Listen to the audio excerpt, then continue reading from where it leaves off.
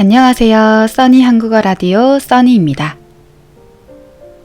여러분은 아침, 점심, 저녁을 어떻게 드시는 편인가요?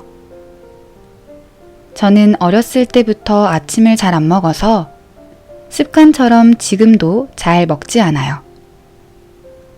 그러다 보니 점심시간까지 공복 시간이 꽤 길어지고 점심 먹을 때도 많은 양이 안 들어가더라고요. 그래서 아침을 가볍게라도 먹어야겠다 싶어서 바나나 같은 과일이라도 하나씩 먹으려고 노력하고 있어요. 여러분들은 밥 잘 챙겨 드시나요? 한국인들은 밥심이다 라는 말이 있는데 여기서 밥심이라는 뜻은 밥을 먹고 나서 생긴 힘을 의미해요. 그래서 한국인들은 밥을 먹는 걸 참 중요하게 생각해요. 오늘도 여러분들 맛있는 저녁 식사 하시면서 라디오 들어주시길 바랄게요. 자, 그럼 첫 번째 코너 시작해 볼게요. 한국의 문화를 알아보자. 오늘 소개해 드릴 한국 문화는요, 바로 배달 문화입니다. 한국은 아까 말씀드렸다시피 밥심으로 산다고 했잖아요. 그런데 매번 식재료를 사서 만들고 하는 것도 귀찮고 외식을 하자니 그것도 번거롭기 때문에 배달을 통해 원하는 메뉴를 마음껏 먹기 시작했어요. 이 배달 문화가 유행하게 된 것, 우리 한국 문화에 정착하게 된 것은 아마 약 2010년 정도쯤부터예요. 그 이유는 배달의 민족이라는 어플이 그때 나왔거든요. 이 어플이 나오기 이전에는 전화로 주문을 해야 했었는데요. 배달이 가능한 메뉴도 한정적이었어요. 예를 들어 짜장면, 짬뽕을 파는 중국집이라든지 치킨, 피자라든지 이런 대표적인 배달 메뉴가 있었는데요. 배달의 민족이라는 어플이 생긴 이후로는 이전에는 생각도 못했던 메뉴까지도 다 시킬 수가 있게 됐어요. 커피라든지 과일이라든지 심지어 편의점에 있는 것까지도 다 배달로 시켜서 먹을 수 있게 된 거죠. 한국에서는 이 배달의 문화가 완전 정착하면서 하루 삼시세끼를 다 배달로 해결하는 사람들도 있고요. 하루 한 끼, 아니면 일주일에 한두 번 정도 시키는 사람들도 많이 있어요. 얼마나 자주 시키느냐는 개개인에 따라 다르겠죠? 저 같은 경우는 한 달에 6번에서 7번 정도 시켜 먹어요. 최소 일주일에 한 번은 꼭 시켜 먹고 일주일에 2번 시켜 먹는 주도 있다. 그 정도네요. 이렇게 배달로 시켜 먹는 이유는 아무래도 편하다라는 게 가장 큰 장점이고 또 직접 만들어 먹기 힘든 메뉴들이 있잖아요. 그런 메뉴를 먹고 싶을 때는 배달로 시켜 먹는 게 최고인 것 같아요. 혹시 한국 여행을 오신다면 호텔에서 배달을 시켜 먹는 것도 하나의 재미, 추억이 될 수 있으니 도전해 보시길 추천드려요. 숙소나 어느 호텔에서도 배달을 시켜 먹는 건 자유롭게 가능하거든요. 자, 그럼 두 번째 코너 넘어갈게요. 써니의 에피소드. 배달 관련 에피소드가 없어서 다른 주제의 에피소드를 들려드릴게요. 택배 관련한 이야기인데요. 한국은 택배를 받을 때 사람이 직접 받을 필요가 없이 문 앞에 두고 가는 경우가 일반적이에요. 한국에도 CCTV가 많이 있기 때문에 훔쳐가는 사람도 거의 없고 대면에서 받는 걸 부담스러워하는 경우가 많거든요. 그런데 제가 20대 초중반 때 첫 직장을 다니면서 자취를 했거든요. 혼자 방을 구해서 원룸에서 살았었어요. 그때 그 원룸에 택배를 가져다 주시는 분께서 전화가 왔었어요. 그 당시에는 보통 문자로 택배 두고 갑니다 라는 연락이 왔었는데 웬일로 전화가 와서는 택배 문 앞에 둡니다 라고 하시더라고요. 그래서 네 알겠습니다 감사합니다 라고 했죠. 그런데 문자가 온 거예요. 목소리가 귀여우시네요 라고 온 거죠.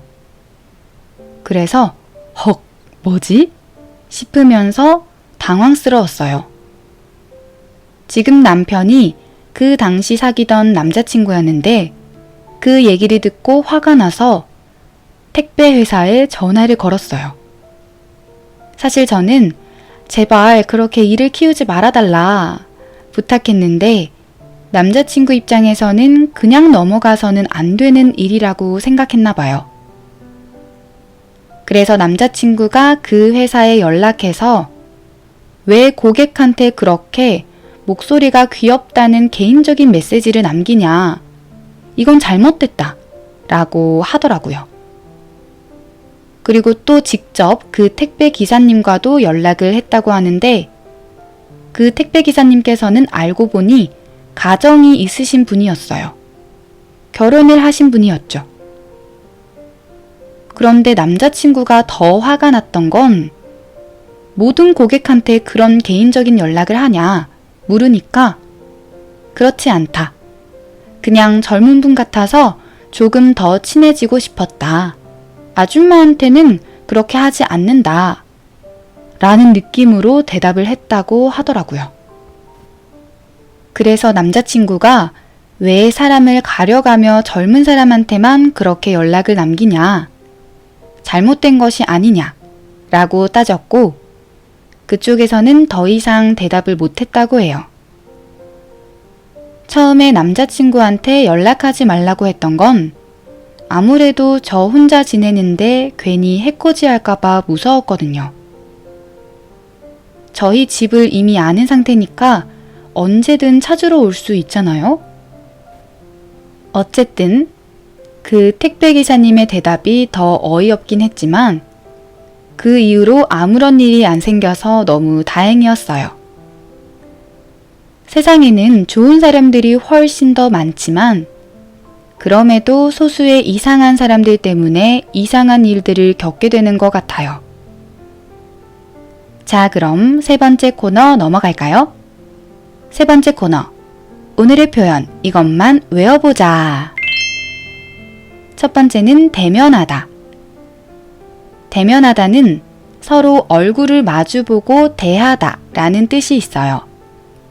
직접 선생님과 만나서 하는 대면 수업과 직접 만나지 않고 온라인을 통해 하는 비대면 수업. 코로나 때 이후로 특히 많이 쓰는 표현이에요. 실제 회화에서는 만나다 라는 표현이 있어서 그 사람과 대면했어 라고 잘 쓰지 않지만 글에는 자주 볼 수 있는 표현이에요. 두 번째는 일을 키우다. 이 표현은 어떤 사건을 크게 만들다 라는 의미인데요. 예를 들면 괜한 일을 키워 상황이 더 힘들어졌다 등의 느낌으로 쓸 수 있어요. 세 번째는 해코지. 해코지라는 표현은 남을 해치고자 하는 짓을 의미해요.